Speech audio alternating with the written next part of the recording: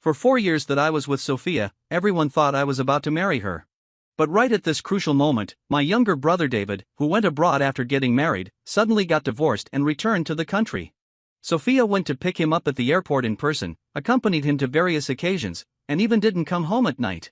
Everyone was waiting to see me make a fool of myself, but I secretly breathed a sigh of relief, thinking to myself, scared me to death. Who would want to marry her? Let's start the story. If you like it, remember to subscribe. On the day David returned to the country, Sophia was still in my bed. I pinched her waist, held her hands, and pinned her to the bed. Her face was flushed, and it was obvious that she was aroused. But just then, that exclusive ringtone rang. Sophia seemed to wake up from a dream and quickly broke free like a fish. I grabbed her hand and asked, "Where are you going?" She pushed my hand away and said, "David called me. There must be something urgent." Sophia answered the phone in a hurry and didn't even have time to put on her shoes. I didn't know what was said on the other side, but her originally furrowed brows gradually relaxed, and she said softly, "Don't do this again. Wait for me. I'll be there right away." When Sophia went to take a shower in the bathroom, I lay on the bed lost in thought. I didn't care what David said to Sophia. I was just thinking about that ringtone. Before David went abroad, he took Sophia's phone and set that exclusive ringtone. He said to Sophia, "You're not allowed to change this ringtone. When you hear it, you'll think of me." But no matter how much Sophia begged him to stay, David still resolutely went abroad alone. That day, Sophia drank a lot of wine and, as if in a fit of pique, threw her phone on the ground, shattering the screen. But then she regretted it and cried over the phone all night, her eyes filled with hatred and helplessness. Later, she got a new phone. For some reason, she suddenly wanted to find that exclusive ringtone again. At first, she just wanted to listen to it one more time and then completely say goodbye to the past. However, she couldn't remember what that ringtone was no matter how hard she tried. On countless nights, she lay on the bed listening to songs one by one, like looking for a needle in a haystack, hoping that one day she would hear that familiar melody. This seemed to have become her obsession, and she couldn't let it go. And just now, that exclusive ringtone suddenly rang, waking her up and also waking me up. Had Sophia unknowingly found that ringtone? Sophia came out quickly. As she was getting dressed, she said to me, "I'm going out. Don't wait for me." I called out to her and said, "Sophia, let's stop here." My relationship with Sophia had always been vague. At first, someone asked her, "Are you dating James?" She shook her head and said, "Just sex partners." I didn't comment on this. After all, what Sophia said was right. But 2 years later, when Sophia introduced me to others, she said, "This is my boyfriend." I was stunned for a moment but didn't ask more. Half a year ago, Sophia suddenly asked me if I would marry her. I nodded and proposed to her in a carefully arranged scene. She smiled brightly that day, and I was also caught up in that beautiful illusion. Until I accidentally heard her conversation with her best friend. Her best friend asked her in shock, "Are you serious?" Sophia smiled non-committally. That smile was both helpless and seemed like a compromise to fate. She said, "Spending my life with James like this might not be so bad." I suddenly felt uneasy, becoming more and more uneasy day after day, but I didn't know what was wrong with me. It wasn't until David made this call that I suddenly felt relieved. So, I didn't want to marry Sophia after all. Hearing me say this, Sophia's originally flustered expression suddenly froze. She asked, "What did you say?" But the next second, her face was filled with anger. She looked at me with a heavy gaze, but I didn't care at all. So, I smiled at her and said, "It's over. We're done." I always thought she would never show that expression again. The eyes filled with hatred and helplessness alternated in her eyes, just like the night David left. But this time, she didn't shed tears. She just looked at me, her eyes as if she wanted to tear me apart. After a moment, Sophia turned around and chose to leave, leaving me with only a cold back that was getting farther and farther away and a voice so soft that it was almost inaudible. "Okay then." I learned about David's return from a friend, along with the news of his divorce. I heard that the young model he married cheated on him. She said it was for art, having sex with the photographer. In the end, not only did she cuckold David, but she also ran away with his money. I thought it was funny, and I couldn't help but think of when David was determined to marry that young model and went abroad with her resolutely. He said she was his muse, the purest light in the world, and that we ordinary people looked at people with prejudice, didn't understand love, and didn't understand the concept of lasting forever. But David couldn't see that what sustained their love was the high amount living expenses transferred to him by the family every month, and actually, I was the one who earned that money. But all this didn't matter anymore. 3 days had passed since I told Sophia it was over. I sent her a message, asking her when she would come to pick up her things, but she ignored me. I then contacted Sophia's assistant, asking the assistant to come and deal with it, but the assistant stammered and kept making excuses. So, I changed the door lock and didn't bother to care anymore. I bought this house here for Sophia. She said she liked the coziness of the river flowing slowly under the bridge every morning, so I accompanied her to live on the outskirts of the city where the transportation was inconvenient.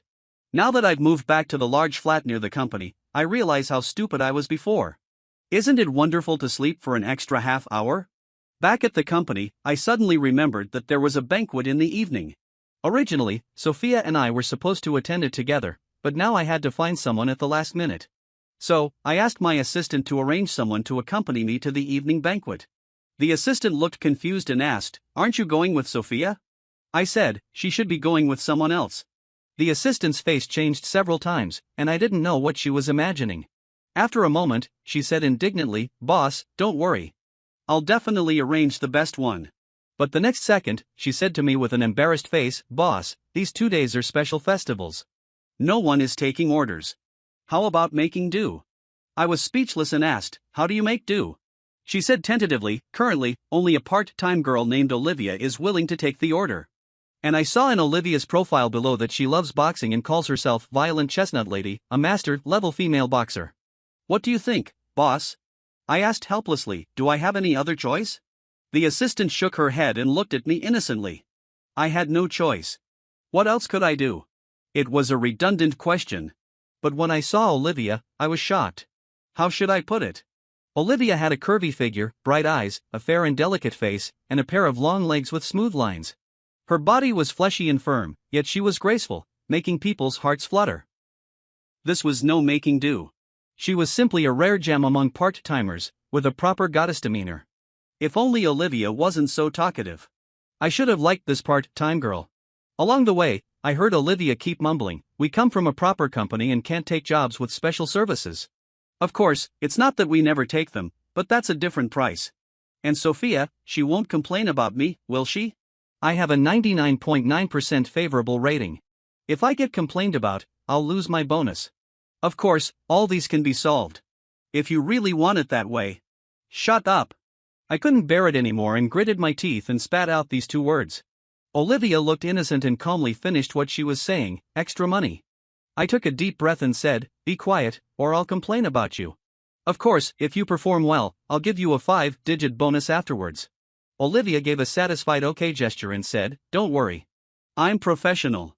Olivia had sharp eyes. As soon as we entered the door, she said, "Fuck." My brows twitched, and I shouted angrily, "No swearing." Olivia pointed not far away and said to me, "Your fiancé is over there." Of course, if it was just my fiancé, that wouldn't be enough to make her say fuck. The main thing was that there was a man standing next to my fiancé, and my fiancé was holding his arm, smiling charmingly. Olivia had a gossipy look on her face and said, "You've been cheated on." I was speechless and replied helplessly, "That's my brother." Olivia became even more excited, and her smile almost couldn't hold up. She said, "Wow, so it's betrayal by the 2 closest people." I don't know if it was because of Olivia's joke or because I was already indifferent, but looking at Sophia and David, I didn't feel much. Of course, I wasn't going to go up and say hello either. But David took the initiative to come over. "Brother, long time no see. I've been back in the country for so many days, and I finally see you. Why don't you answer my calls?" I was speechless. David was so sarcastic. It was clearly insinuating that I didn't get along well with him and wasn't a loving brother. David continued, "Mom and Dad also miss you very much. When will you go home for a meal? They'll definitely be very happy." This was really something. It meant that I didn't have a good relationship with my parents and never went home to see them, making me an unfilial son. Seeing that I didn't speak, David continued to exaggerate, "I even brought you a gift. Please don't be angry with your little brother anymore. Bastard. This guy really hasn't changed his ways. He was secretly mocking me for being petty and having no vision. Since we were kids, this guy was like this. Clearly, he made mistakes, and after he said he was wrong, everyone thought it was my fault. As I grew up, I gradually realized that David was really a jerk. So, I said, "Answer your call? When did you call me? Little brother, your memory isn't so good, is it? Could it be that you don't remember your brother's phone number, but you remember your former sister-in-law's phone number?" I gritted my teeth when I said sister-in-law, and it really disgusted me. People around were gradually attracted by the situation here and started whispering. Just then, Olivia spoke up and started adding fuel to the fire. Be angry with you? What did you do to James? Don't be ambiguous. Tell us what happened. Also, what do you mean by saying you brought a gift so don't be angry with you? Is this an apology or sarcasm? If it's sarcasm, let's lay everything out on the table and see whose problem it really is. If it's an apology, then say sorry honestly. Only after you say sorry can he consider saying it's okay. After all, if you're a criminal who burns, kills, and loots, then we can only make a tough decision and do the right thing. Olivia spoke so fast that David couldn't get a word in several times. It wasn't until Sophia coldly asked, "Who are you?" Sophia's eyes were sharp, scanning from Olivia to me, and finally landing on the hand where Olivia was holding my arm. I directly met her gaze, grabbed Olivia's hand, and took half a step forward, saying, "So, miss, who are you?" I had already prepared for a fight and was going to compete with her, but Olivia suddenly threw me from the left to the right. Fuck! I was completely stunned. Olivia actually threw me from the left to the right like throwing garbage. For a moment, I felt like my body was flying. How could this girl be so strong? At this time, I suddenly remembered what the assistant said: loves boxing, violent chestnut lady, master-level female boxer. Could Olivia not be a metaphor, but really a boxer? Well, this little girl has something.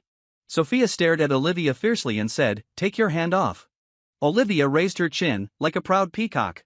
She deliberately intertwined her fingers with mine and said coquettishly, "This is a law-abiding society. You can't harass someone else's male companion." Sophia said emotionally, "I'm his." Just as she was about to blurt out fiancé, David called out to her, "Sophia." David looked flustered, tightly grasping Sophia's arm, his face looking ugly. Sophia glanced at me, and then immediately turned her gaze back to David.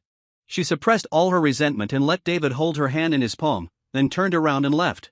That night, except for the conflict with Sophia and David, Olivia performed very professionally.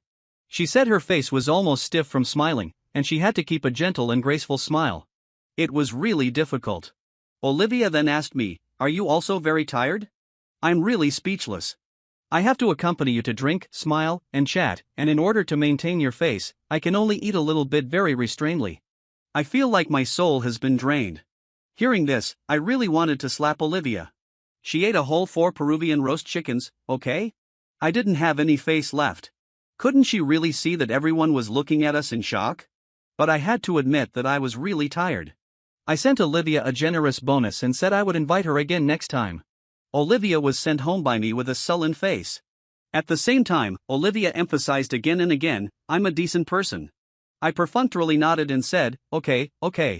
I'll introduce business to you next time." After seeing Olivia off, I slowly went home. As soon as I went upstairs, I saw Sophia. She stood there expressionlessly, looking at me coldly. I didn't want to pay attention to her and tried to walk past her sideways, but she threw herself into my arms, holding me tightly and not letting go. I reached out to break her arms around me, but Sophia ignored me and stood on tiptoe to kiss me. I was shocked and pushed her hard, shouting, "Get away." Sophia staggered back, but as if she didn't hear me, she came up again. I crossed my arm and grabbed her collar, blocking her away by pressing against her collarbone. Sophia couldn't believe it. She took a step back, her eyes venomous, and said, "You pushed me? How dare you push me? Weren't you the one full of lust, like a horny male dog, who insisted on having sex with me?" Even though I had said it was over, even though I thought I had let go, my heart still suddenly contracted, as if it stopped beating for a few seconds. The taste of iron filled my mouth. So, all this time, this was what I was like in Sophia's eyes. I nodded and said, "Yes, that's right. I was full of lust, and I took the initiative. But so what? Did I force you? We were having a consensual relationship. Now that I say it's over, it's over. You can't touch me again." Sophia and I were childhood sweethearts. We were born in the same year, and I was 3 months older than her. Our two families had business dealings, and our parents were friends. Even our houses were next to each other. Sophia was the first person I fell in love with when I was young, but she didn't like me. She liked David, who was sunny and cheerful, like a little sun. As for me, I was dull, boring, and lifeless. Some people even suspected that David and I weren't real brothers. They often said that since we didn't even have the same last name, James might be an adopted child or even a bastard. Once, such rumors were widespread. After hearing this, Sophia, contrary to her usual self, forced David to apologize to me.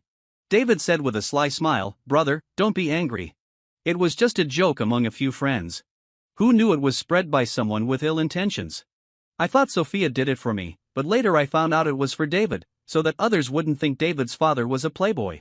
Sophia had always been deeply in love with David. So, after David met his true love, got married in a flash, and went abroad, Sophia became a desperate trapped animal, wanting to find a substitute for David. And that's when I took the opportunity and made that proposal to her. Sophia said, "I don't like you." I said, "We can have a relationship without talking about feelings." I never needed Sophia to like me. I was with her not for love to grow over time. It was just a matter of weighing the pros and cons and getting what we each needed.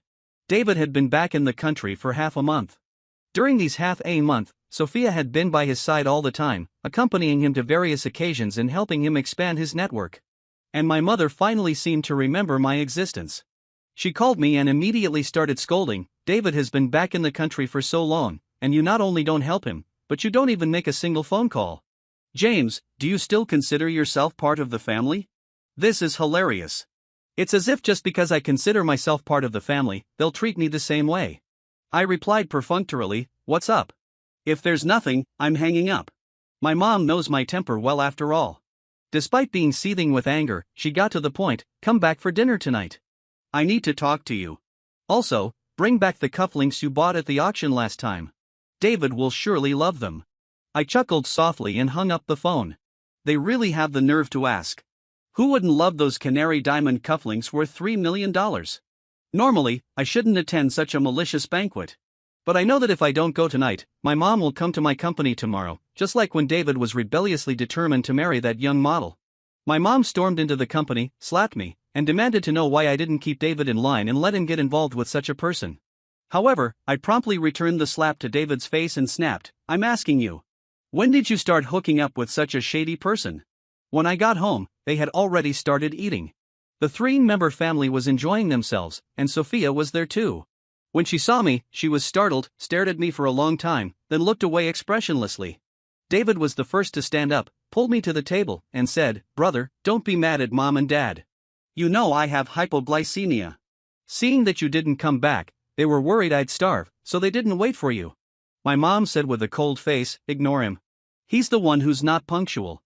Who else can he blame?" I smiled and said, "Then I'll leave." My mom glared at me viciously, gritted her teeth, and said, "Come with me." I slouched after her into the kitchen and asked, "So, what's the matter?"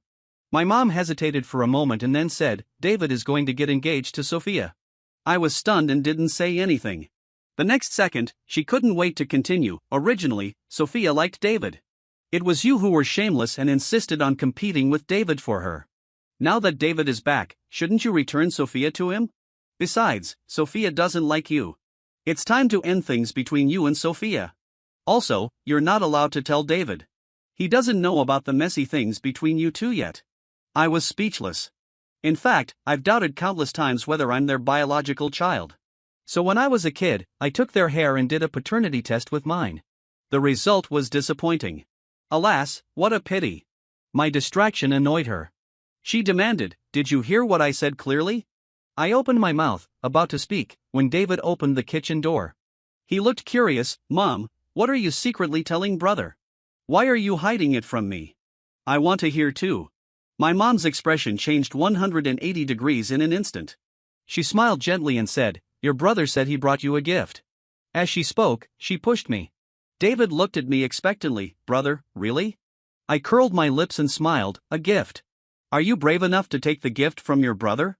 David's face froze, remembering some not-so-pleasant past events. My mom wanted to say something else, but I had already resolutely walked towards the living room.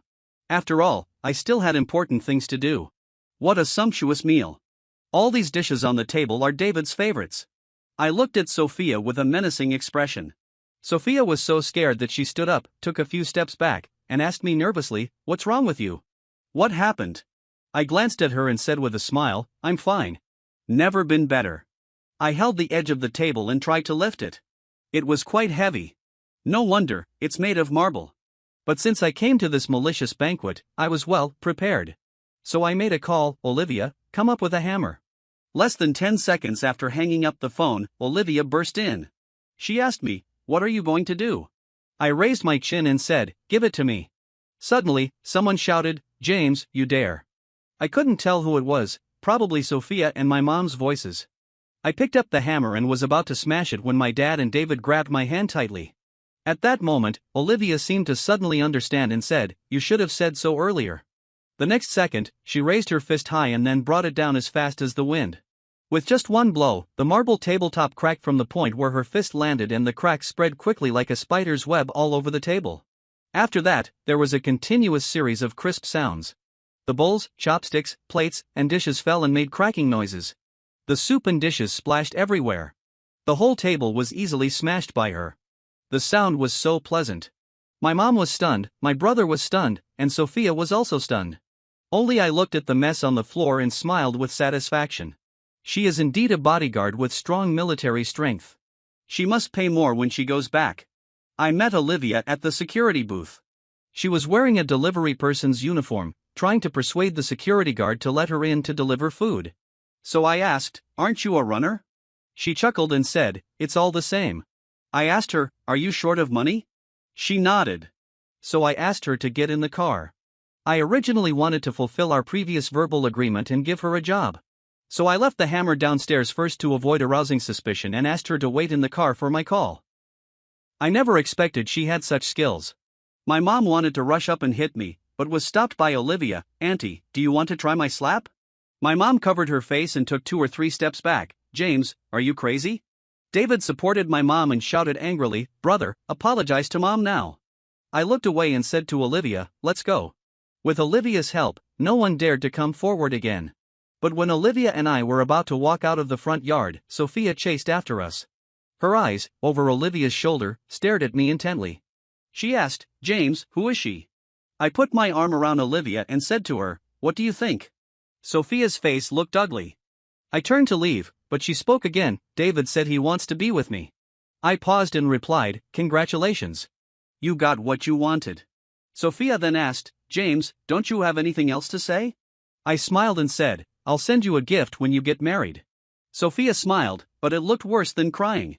Watching Sophia's retreating figure, Olivia rubbed her palms and said, I don't know why, but I think this person is so pretentious. I was silent for a while, then asked nervously, how can you be so strong? Olivia clenched her fist and waved it beside her blushing face. If I hadn't just seen her smash the table with one punch, I would have thought she was acting cute. Olivia said proudly, don't look down on women. Let me tell you, I've been to China. I know Muay Thai, Judo, and Taekwondo. Looking at Olivia's lively appearance, I was curious. What kind of family would raise such a child? I asked her, do you want to be my personal secretary? Olivia blinked and asked back, personal? How personal? Is it a proper secretary position? I was speechless. Olivia shrank her neck and changed the question, so, what's the salary? I asked, how much do you want? Olivia held out a poem. I asked, 50,000? Before she could wave her hand, I said, fine. Olivia's eyes widened in an instant. I looked at her in confusion and asked, what were you going to say? Olivia suddenly hugged me, tightly wrapping her arms around mine, and rubbed against my clothes, changing the subject, from now on, you're my bread and butter. I promised to be on standby 24 hours a day.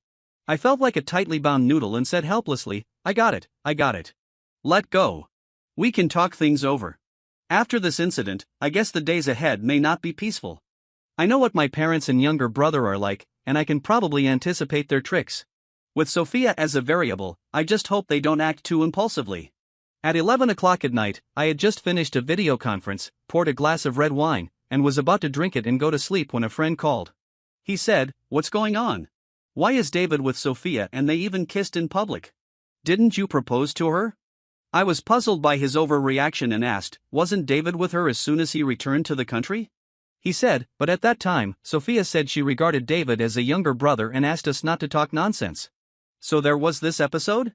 No wonder this questioning came so late. But it's understandable. Presumably, David hadn't given Sophia a clear signal, and she didn't want to put David in a difficult position. Now that David's attitude has softened, Sophia must be eager. Once I figured this out, I felt relieved. I asked, are all the guys there? My good friend replied, yes.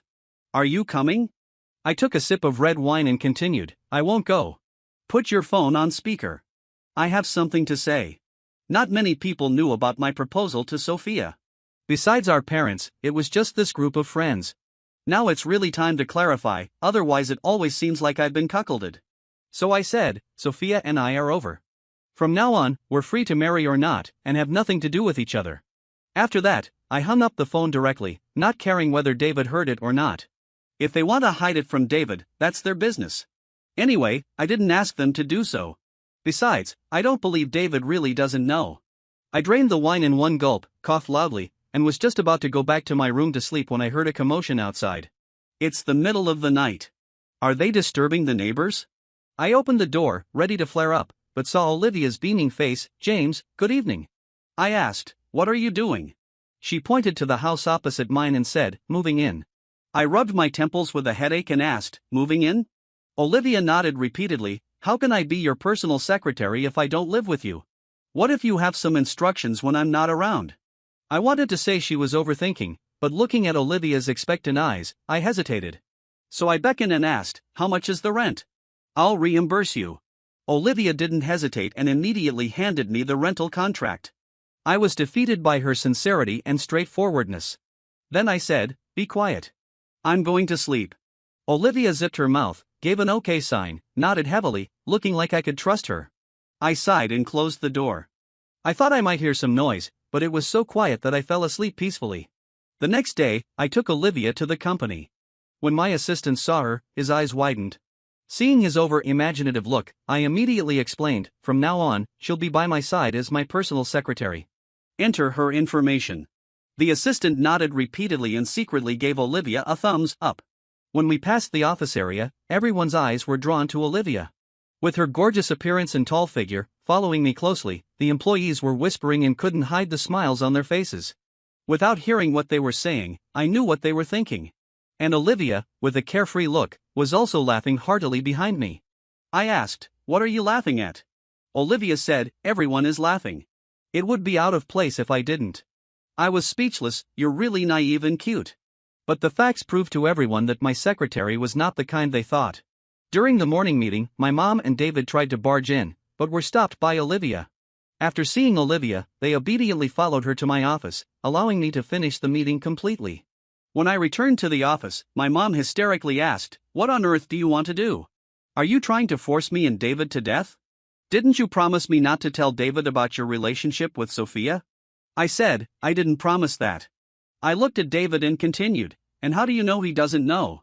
David raised his head, meeting my gaze, half questioning and half resentful. Brother, you knew Sophia loved me, yet you took advantage of her vulnerability. Don't you think it's despicable? I took a step forward and demanded, were you married to her at that time? He replied, no. I asked again, were you together with her at that time? David stammered, well, not yet, but. I asked again, who was she to you at that time? Was she your girlfriend or your wife? He was speechless and said in a low voice, neither. I sneered and retorted, since you had no relationship with her, how dare you question me? What I did with her has nothing to do with you. Who do you think you are? Weren't you off pursuing your love? What, do you want to keep a backup even after getting married? A useless person like you, who can't tell good from bad and is indulgent and promiscuous, actually wants to pretend to be affectionate and jump around here questioning me. I suggest you take a piss and drain the water in your head. Every time you think, it stinks. People might think you're playing with mud in your head. David's face turned red, and his body was trembling. It took him a long time to say, it's you. It's all your fault. Sophia said you forced her. I asked, she said that? David raised his chin and said, yes, she told me herself. I laughed and said, fine. Then let Sophia sue me, call the police. Don't be afraid. You take her there, right now, immediately. Do you need me to drive you? James, do you have no shame? My mom roared and stepped forward, raising her hand to hit me, but I grabbed her wrist and she couldn't move. David shouted angrily, you even dare to hit Mom. You're a fatherless and motherless bastard. He put on an act, raising his fist to hit me, but when he saw Olivia's bright, expectant eyes, he froze in place. I shook off my mom's hand, looked at the time, and asked, is there anything else? Do you want to leave on your own, or should I call security to escort you out? After this big show ended, I thought I could at least have a peaceful day, but the assistant came in a hurry and said, Sophia rejected the cooperation plan submitted a week ago. I lowered my voice and asked, what's the reason? The assistant shook his head, no reason. I said, then submitted again. But it was rejected again. Obviously, Sophia was doing it on purpose. I called her, what do you want? She said slowly, if you want to talk, come here yourself. Olivia drove me to the downstairs of Sophia's company. She stuffed an alarm into my pocket and for the first time said to me with a serious expression, press this. Wait for me for 10 seconds. I asked speechlessly, 10 seconds? Can you fly? Besides, it's not a dangerous place I'm going to. After all, I thought that in business, no matter how big the conflict is, there are still limits. In the office, Sophia said slowly, your dad wants to return to the company. As long as you step down as the president and transfer the company to your father, all the cooperation between our two families will remain the same. I looked at Sophia silently and asked, is this also David's request? Sophia frowned unhappily, what does this have to do with David? Sophia, I said, I built this company step by step, and you know it was my grandpa's life's work. But you still want to do this, don't you? Sophia pursed her lips tightly and said, why are you always so stubborn? You clearly know that if you take a step back, your relationship with your family can be eased. Why do you have to make it like this? James, I'm doing this for your own good. I promise that as long as you give up the company, I will mediate and make Uncle and Aunt forgive you. In fact, I didn't really need to do this. Once we got married, you would be. I could barely hear what Sophia was saying. The word forgive alone left me stunned. So I said, wait. What did you say? Forgive me? Why should they forgive me? Do they have the right to forgive me? Sophia, do you even hear what you're saying? There are some things I don't like to think about, but that doesn't mean I've forgotten. My name is James. I took my grandpa's surname. My grandpa married into David's family. He and my grandma loved each other deeply and managed the family business diligently. He didn't care what his son's surname was. But my grandma felt guilty. After my mom gave birth to me, she suggested that I take my grandpa's surname. My parents agreed without hesitation. My mom left me with my grandparents and went abroad freely. My grandma regretted it later, thinking that her idea had hindered my relationship with my parents. In fact, it wasn't that. My parents didn't love me. They didn't even want to have me. At that time, they were traveling around the world and accidentally got pregnant with me. Originally, they wanted to have an abortion, but the pregnancy was too far along and it would harm my mom's body. The repeated morning sickness tortured her to the point of emaciation, and the stretch marks in the later stages almost drove her to the verge of a breakdown. What's more, she had a difficult labor when giving birth to me, and had to switch from a vaginal delivery to a cesarean section, suffering twice the pain during one childbirth. My mom said I was here to collect a debt, that she couldn't bring herself to like me, and that she got annoyed just looking at me. There was nothing I could do about it. It wasn't until I was 3 years old that they returned to the country after having their fill of fun. My grandma encouraged me to get close to my mom, but she pushed me away and said, don't touch my dress. Why are you so dirty? You're so disobedient. I don't know how your grandparents taught you. You're clearly an ungrateful person, impossible to tame. It would be better to have another child. And so, David was born, eagerly anticipated by our parents. David was the apple of my parents' eyes, so precious that I wasn't even allowed to get close to him, otherwise, I'd get slapped. They would say, what are you holding? Who told you to come up here? Are you trying to poke David's eyes? How could you be so vicious? I wasn't. I just wanted to touch his face. But faced with my hysterical mother, I was so scared that I didn't even dare to defend myself. My dad forced me to apologize to my mom and my brother. It was my grandparents who protected me. My grandma was so angry that she was trembling. She said, impossible. I raised this child. I know what kind of person he is. My dad tried to smooth things over, saying, even if it's not his fault, so what? She's his mom. What's wrong with him apologizing? You've spoiled him too much. What's wrong with him? How is he spoiled? I raised him well. Why does he become a bad child in your mouth? My dad wanted to say more, but my grandpa stepped forward and said, James is not at fault and he won't apologize to anyone. If you keep making trouble, take the child and get out of this house. My grandma told me it was okay. Even if my parents didn't love me, she and grandpa would always love me. My grandpa told me that if I wanted to truly let go, I had to first take things on. How could I let go if I didn't take them on? Don't be afraid of pain. The pain of cutting through the mess with a sharp knife is easier to endure than the pain of being tortured slowly like with a blunt knife. I was once held dear, but after my grandma passed away, they tricked me into going abroad. They locked up my grandpa and forced him to change his will. My dad said to my grandpa, "I'm your biological son. I'm not dead yet. Why are you leaving the company to James?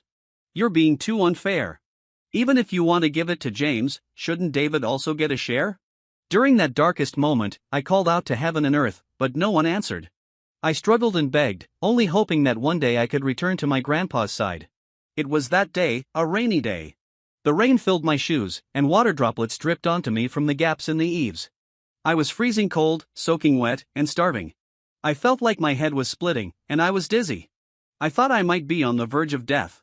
But then I saw Sophia. The fine raindrops wet her eyelashes, forming crystal clear droplets. Her eyes were clear, yet carried an indescribable sadness. She walked towards me slowly, holding a small purple umbrella in her hand, and sheltered my head with it. At that moment, the sound of the rain faded away, and it seemed as if only the two of us were left in the world. She said, "I've come to find you, James." It was Sophia who found me and brought me back to the country. She took me to my grandpa's bedside. Grandpa took my hand and asked, "Do you want the company?" I said, "Grandpa, you'll be fine. You'll get better." Then, he stroked my head and continued, "Whether you want it or not, Grandpa can only give it to you and must give it to you. James, this company is the hard work of your grandparents. Will you guard it for us?" After Grandma passed away, Grandpa didn't last long. The two funerals almost took a toll on me. But they still didn't let me go. My mom forced me to sign a share transfer contract, threatening to send me to a mental hospital for electroshock therapy if I didn't. I refused to give in, so they tortured me, locking me in the basement and only giving me a meal and a glass of water every 3 days. It was Sophia again. She secretly brought me food through the basement window every now and then. When my parents tried to send me to a mental hospital on the grounds of mental illness, she pleaded with her parents to help me. During that time, she stayed with me and told me over and over again, "You're not sick. Don't let others think you are." But now, this very Sophia was telling me that I should ask them to forgive me. At this moment, I laughed heartily at her. In an instant, it was as if the sky was cleared and the earth was cleansed. My mind had never been so clear. Sophia stared at me blankly and asked, "What's wrong with you?" She suddenly stepped forward and grabbed my hand, saying, "That's not what I meant. I just thought that, after all, your family, and you." I didn't want to listen to her. I was so angry that I said, "Get out." Sophia looked at me in disbelief and asked, "You're telling me to leave?" "Yes, leave." I pushed away the hand she was holding mine with. Unexpectedly, Sophia's face turned cold. She went back and sat down at the table. With a command, she said, "Hold him down." The security guards outside rushed in. Only then did I realize that they had no bottom line. I struggled wildly, like a madman. All those unbearable experiences in the past, the medicine injected into my body, the repeated electroshocks, the closed iron door, and the restraint straps that bound my hands and feet all came to mind. I picked up a medium-sized potted plant next to the coffee table, swept it around with the branches, creating a safe distance. Then I stepped onto the sofa and jumped over. I originally wanted to rush across the boss's desk and grab Sophia as a hostage, but she crouched down and moved to the other end. At this time, they surrounded me again. I had no choice but to step onto the table and turn around to strike at the person climbing up. He didn't react in time, and clutching his head in pain, he backed off. Taking advantage of not being completely surrounded, I jumped down from the other side and pressed myself tightly against the wall to avoid being attacked from all sides. At this moment, I had a brief chance to catch my breath. With my right hand, I held the potted plant and swung it at the approaching people from time to block their steps. With my left hand, I reached into my pocket to search for the alarm. Just as Sophia shouted, "There's only one of him. Can't you 7 or 8 people hold him down? Do you want to be fired?" They rushed at me, knocked the potted plant out of my hand, and pushed me against the wall. I finally found and pressed the alarm at the bottom of my pocket. 10, 9, 8, 7. Olivia had said it only took 10 seconds. 6, 5, 4. I was pressed to the ground by the security guards. Sophia looked down at me, the heel of her high-heeled shoe hovering over my hand. She asked coldly, "What did you say just now?" I looked at her and continued counting, 3, 2. Bang! With a loud noise, the office door was smashed open by an external force. I turned my head and saw Olivia, looking beautiful and heroic. She maintained the posture of a reversed punch and dropped elbow. The fist she had just swung was in front of her, and a big hole was smashed in the middle of the wide open door. Everyone's eyes were drawn to her. Sophia froze and took several steps back. Olivia looked at us playfully, her eyes twinkling like stars, and said, "It's so lively here." Without waiting for them to react, she rushed to my side in a few steps, through the security guards holding me away, and kicked Sophia out with one foot. She looked down at me and asked, "James, are you okay?" I gritted my teeth and said in a trembling voice, "Let's go." I knew I had lost my composure. I was almost dragged away by Olivia.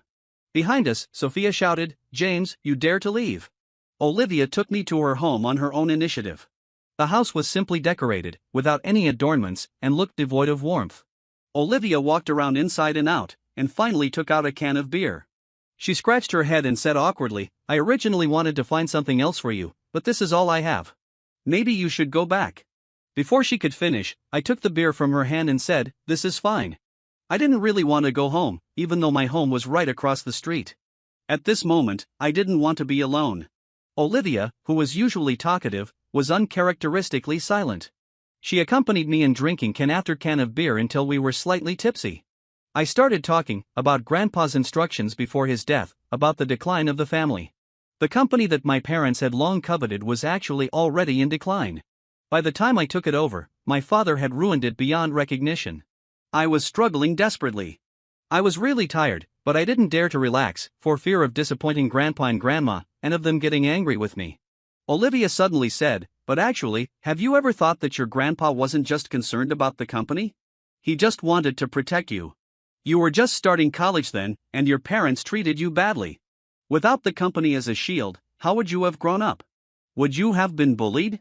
Would they have hurt you? Although one must bear the weight when wearing the crown, precisely because of the crown's protection, those people didn't dare to do anything to you. So, your grandpa probably didn't care about the company itself. He only cared about whether you grew up well." I was stunned. The look of heartache and reluctance on Grandpa's face before his death appeared in front of my eyes. It was as if he was saying to me, "James, Grandpa can't protect you anymore. What are you going to do?" My voice trembled slightly as I murmured, "No one has ever said this to me, and I've never thought about it this way. Everyone thinks I'm the beneficiary, but I feel like I'm shouldering a heavy burden. That feeling of being physically and mentally exhausted has been weighing on me. But now, suddenly someone tells me that they're still protecting me, even after they're gone, still protecting me in their own way."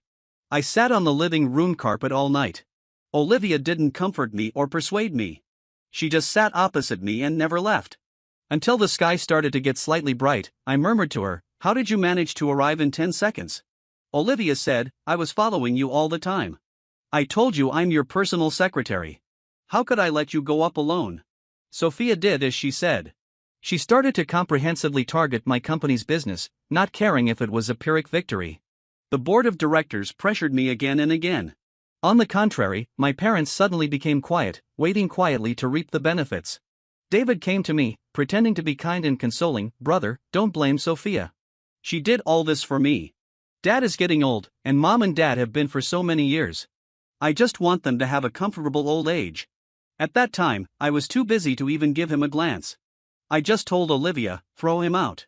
David said angrily, "James, there will come a day when you beg me." I thought to myself, me beg him? Impossible. Sophia gradually undermined my power.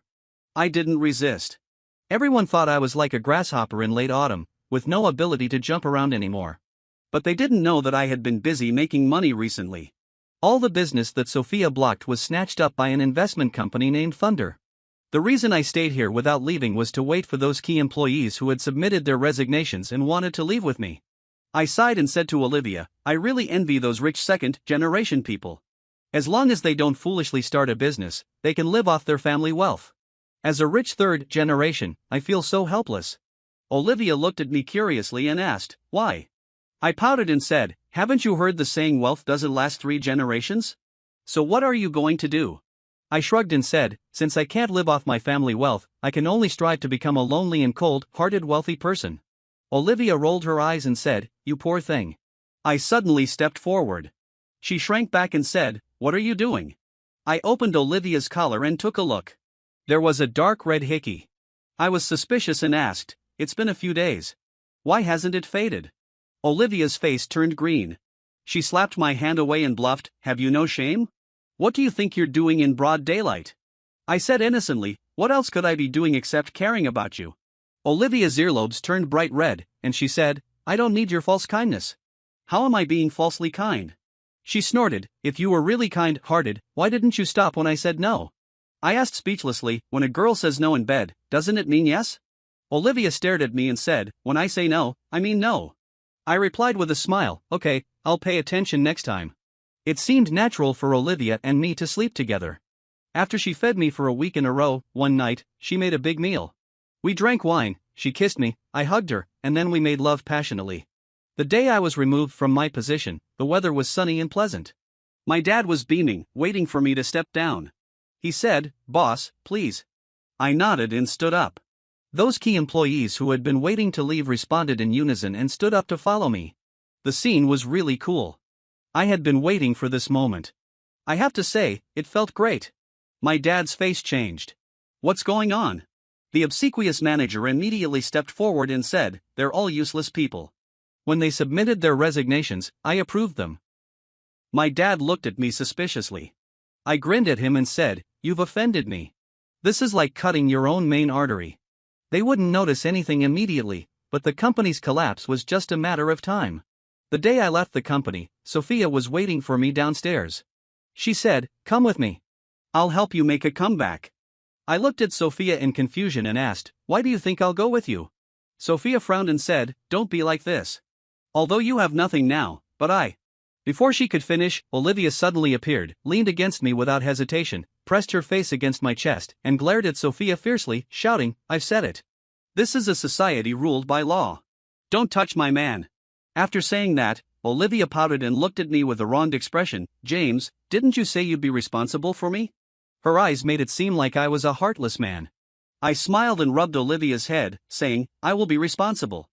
I'll be responsible for you to the end. Sophia's eyes turned red. She stared at Olivia and me and said, you're together with her? You lied to me, right? I don't believe it.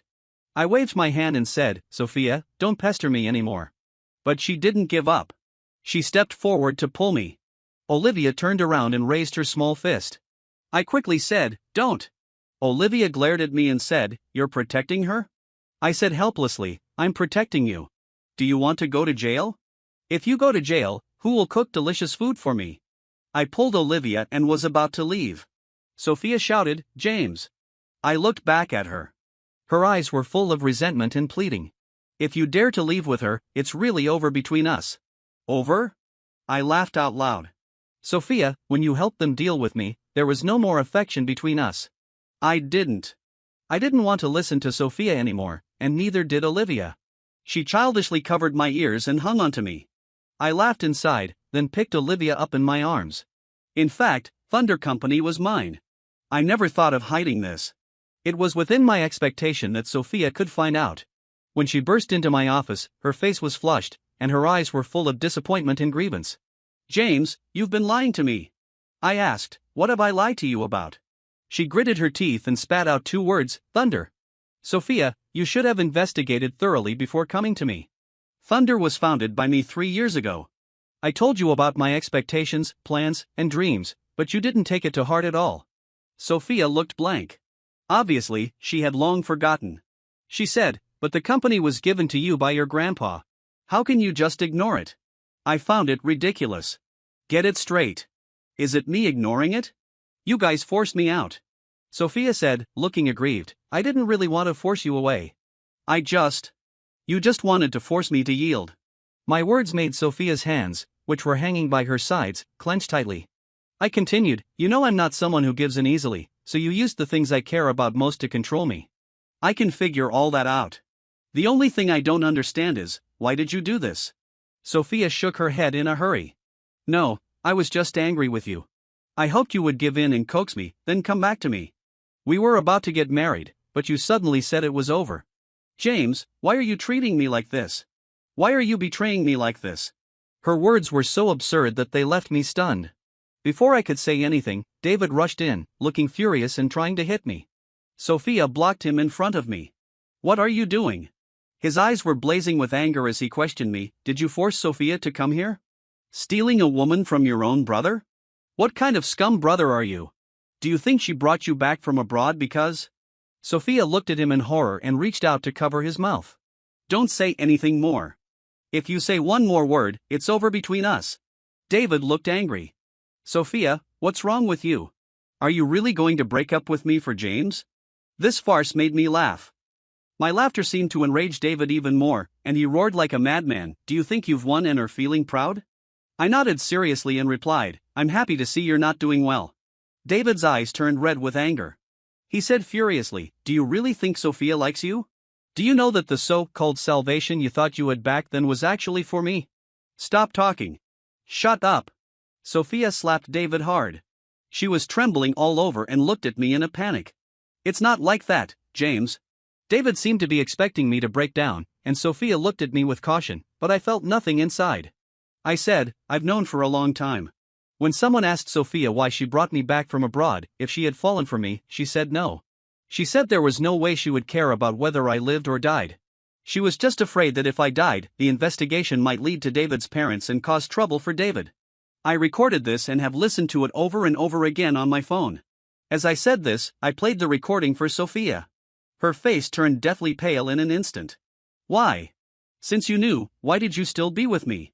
I leaned back in the chair, thinking about how to answer this question.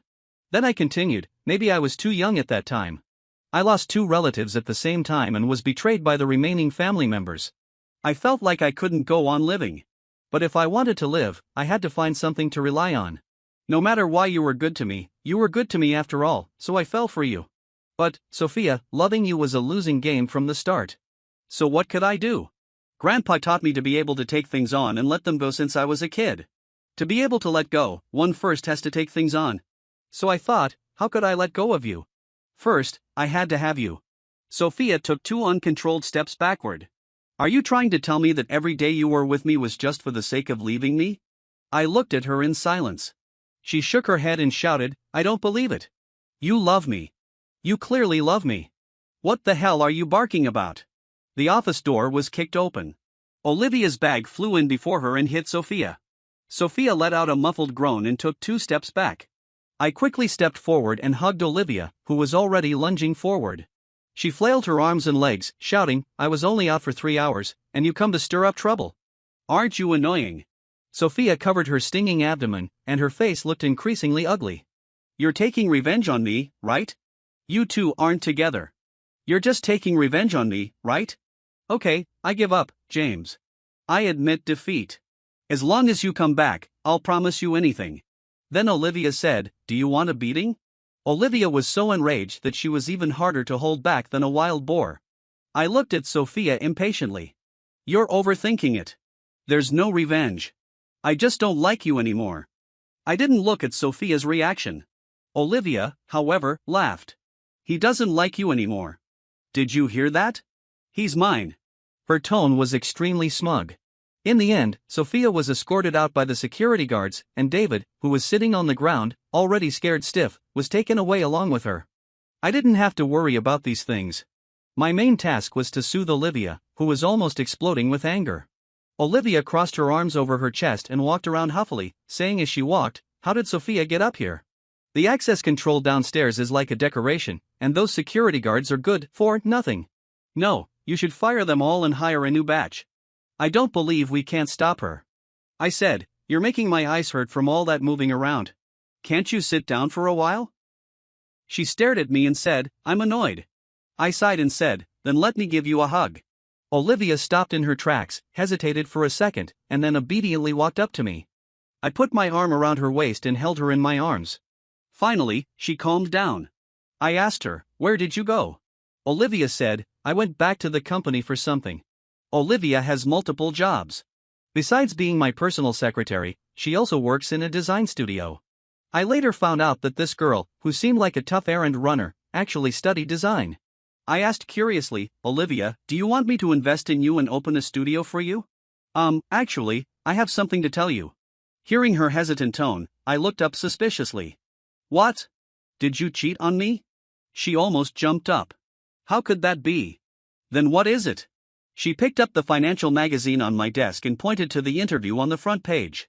You know this person, right? He's my dad. And that design studio is also mine. I'm the rich second generation you mentioned who could live off family wealth but insists on starting a business. Life is really full of surprises. Olivia said that in her dad's eyes, she had always been a problem child. Her dad wanted her to go to business school, but Olivia chose to study design. Her dad wanted her to go abroad for further study, but she came back to learn boxing instead. Her dad wanted her to go back and inherit the family business, but she started her own company. Olivia said, "I'm not deliberately going against my dad. I have my own ideas. Actually, I was born into a privileged position. Whether it's going to school or starting a business, it's all an experience for me. But for many others, it's a matter of survival. I had a classmate who was excellent in school and had big dreams. But when I met her again, she was working as a cashier in a convenience store. Her hands, which could have drawn the most beautiful clothes, can no longer do the work she's best at. I've seen so many girls like her. Because of some choices they made in the past, they lost their opportunities. I just want to give them another chance." I looked at Olivia quietly and asked, "Then why did you work as an errand runner and deliver food?" Olivia said, looking aggrieved, "I ran out of money and couldn't pay the salaries."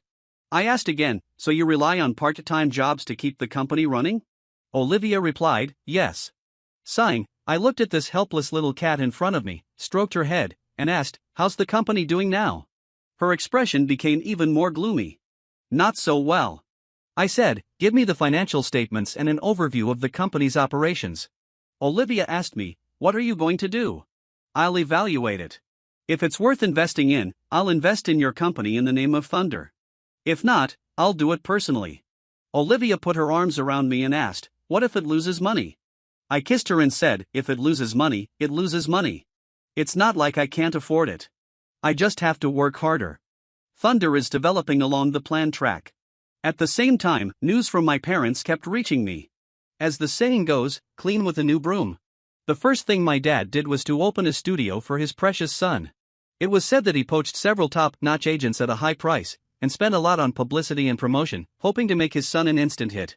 At the same time, he used his connections to land a big project in cooperation with the government.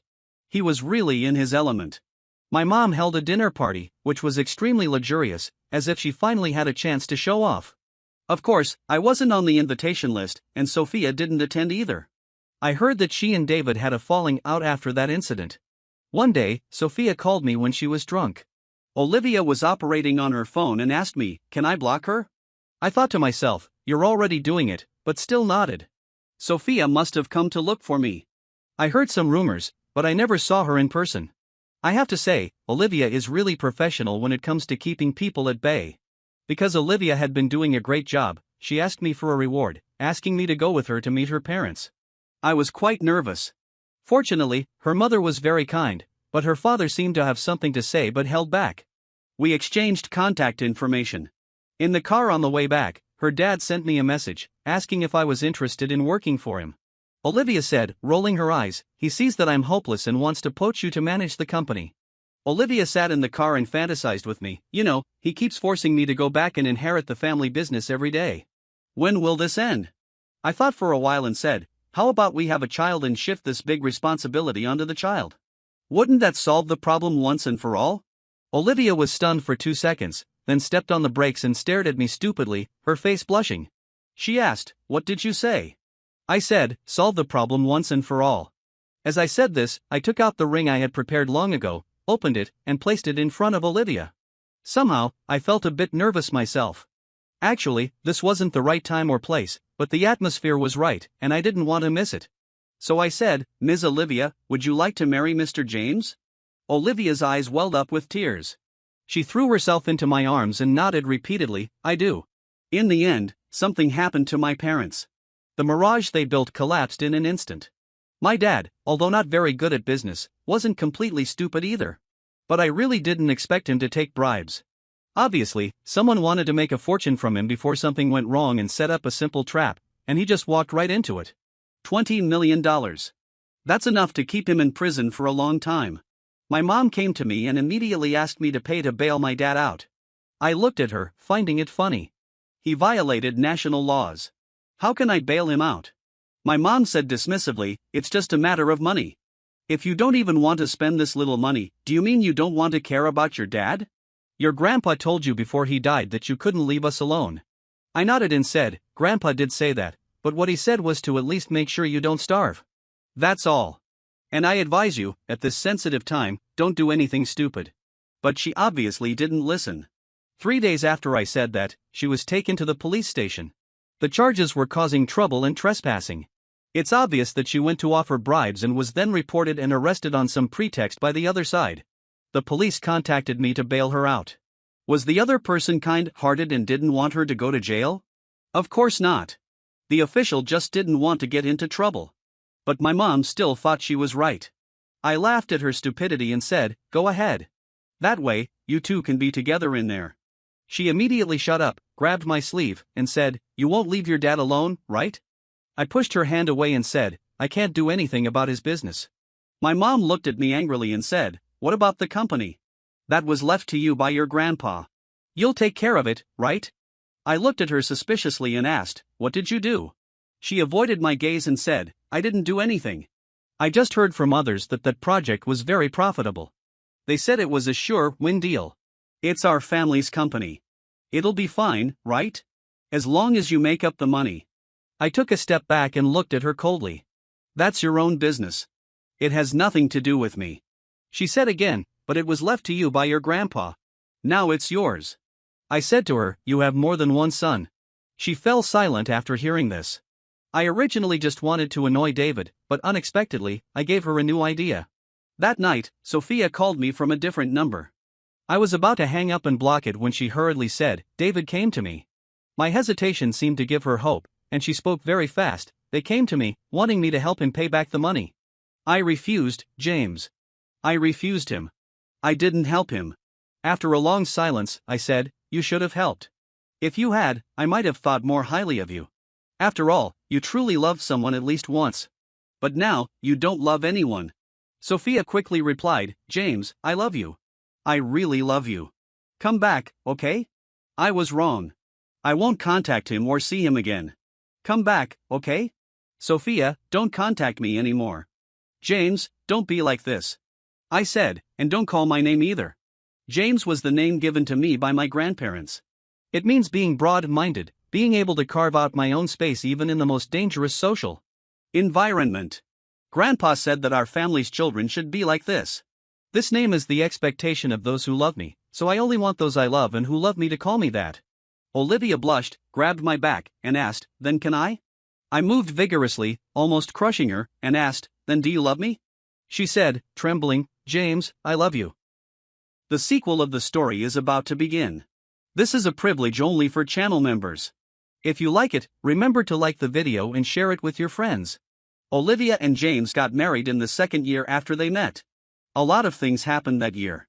For example, James's father was sentenced, the company went bankrupt, and his mother had a car accident, which was pushed by David. After Sophia went abroad due to heartbreak, David finally realized that Sophia would never be with him again. He was scared and wanted to run away, planning to sell all his property and go abroad. But his mother disagreed. She still hoped to continue being a wealthy lady, thinking that as long as she filled the company's financial hole, the company could keep making money. But she didn't know that the company's capital chain had long been broken, and the money she embezzled couldn't be solved just by making up for it. So, this loving mother-son pair had a dispute over money. David pushed his mother out. No one knew if he did it on purpose. Anyway, his mother was hit by a car and flew away. The car fled, and David also ran away. As a result, they missed the best time for treatment, and his mother lost the use of one leg.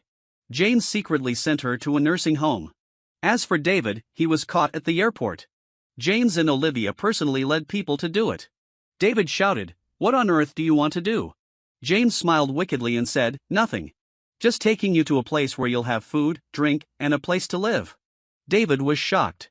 "Are you going to send me to jail?" I didn't push her on purpose. Olivia looked disapproving. "Jail? Impossible. That's too good for David." After all, they arranged a nice place for David, right next to his mother. From now on, he could just accompany his mom and chat with her. Why not? Of course, David wouldn't give in easily. So James told him, "If you dare to leave the nursing home, I'll send your location to your ex-wife. It's said that she's been looking for you. Choose for yourself, stay with your ex-wife or your mom." David was terrified. His ex-wife was a bit crazy. She either cut herself or others with a knife. If she found him, he would surely be tortured to death. After all, he was the one who had an affair during the marriage. So, he could only obediently accept the arrangement. David originally thought that since his mom was being taken care of and he didn't have to do anything, it wasn't a big deal. But he soon found out he was wrong. His mother had gone mad. She seemed like she had a mental disorder and was always trying to find ways to hit David, saying that it was all his fault that she ended up in this situation. But it wasn't David who hit her with a car. Why should she blame him?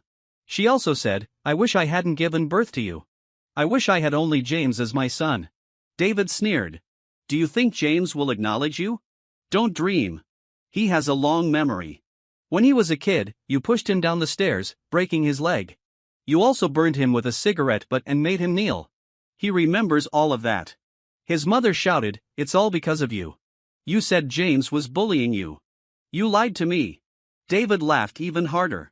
"How could a kid like me lie to you? You just didn't like him. Do you know how scared I was when I saw how you treated James? I thought that if you stopped liking me, you might treat me the same way. That's why I tried so hard to frame James, fearing that he would compete with me." The two of them were like crazy people, blaming each other and exposing each other's faults without showing any mercy. Olivia, who was watching the surveillance, felt her heart breaking. She smashed one table after another before she could barely suppress her furious emotions. When they got home at night, Olivia hugged her husband, feeling a sharp pain in her heart. James let her act coquettishly. After he finished his work, he turned around and asked, "What's wrong?" Olivia shook her head and said in a muffled voice, "Nothing." James sighed and said, "If it makes you feel bad, don't listen. Why torture yourself?" Olivia froze and said, "You knew again?" James playfully scratched the tip of her nose and said, "You were gone for so long, so I knew something was up. I'm sorry, I didn't mean to eavesdrop." James furrowed his brows, then pulled Olivia into his arms and said, "I'm not angry. You don't need to say sorry.